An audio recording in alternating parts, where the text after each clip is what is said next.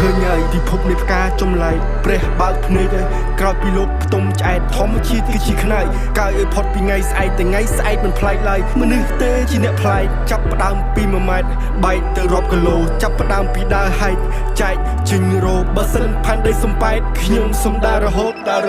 ជើងមេឃវេករោគ snow លើកដៃទូល spot ជូនទៅព្រះដែលមានពលឹងបើសិនជាកូនក្រមែនសុំឲ្យក្រទៅឆ្នាំនឹងអស់កម្លាំងនៅក្នុងខ្លួនក៏ក្នុងខ្លួនមិនអស់សង្ឃឹមបើអស់សង្ខារកន្លែងណាឲ្យគាត់កូនកន្លែងនឹងមានមុខមានទុកជីវិតគឺវាអញ្ចឹងឆ្លាក់ឆ្អឹងទៅតឹងកធ្វើម៉េចបកយើងអត់ទៅតឹងសោះពីមួយម៉ាត់គឺត្រូវប្រឹងកុំឲ្យជីវិតនៅចប់កឹងស្រវេស្រវារកគ្រប់ប្រឡប់បើសិនគេបោះចូលក្នុងបឹងច្រើនពេកបិទភ្នែកក៏នៅចាំតែមិនគិតច្រើនទេនឹងខ្លាចទៅជាសាមឲ្យយំកាន់តែច្រើនកាន់តែស្គាល់ទុកកម្មដូចអ្នកលំបាយធ្នេញដូចអ្នកលេងបាយថ្នាំរឿងច្រើនពេកបិទភ្នែកក៏នៅចាំតែមិនគិតច្រើនទេនឹងខ្លាចទៅជាសាមឲ្យយំកាន់តែច្រើនកាន់តែស្គាល់ទុកកម្មដូចអ្នកលំបាយធ្នេញ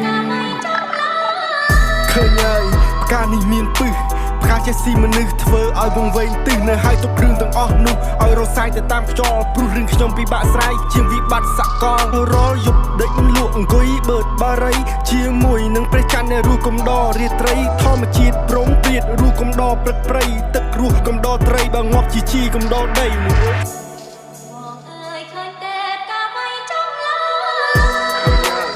មិនចង់ស្គាល់ទៀតឡើ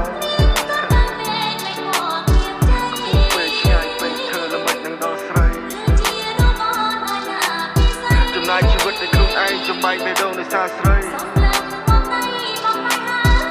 អិតទៅមួយផ្អែមឆ្ងាញ់ដូចខ្ញុំទៅចាំបងមួយចុះនៅទី Paradise បើជួបម្ដងទៀតស្ថិតថាអូនស្រស់ស្រាយទូកបងមានស្នាមតែឥឡូវធូរស្បើយឲ្យតែអូនបានសុខបងនេះមិនស្លាប់ឡើយណាហើយបងក៏ស្បើយមិននេះត្បិតតែជា rap star តែបងគ្មានដុល្លារដូចជាលីលអ៊ូស៊ីទេ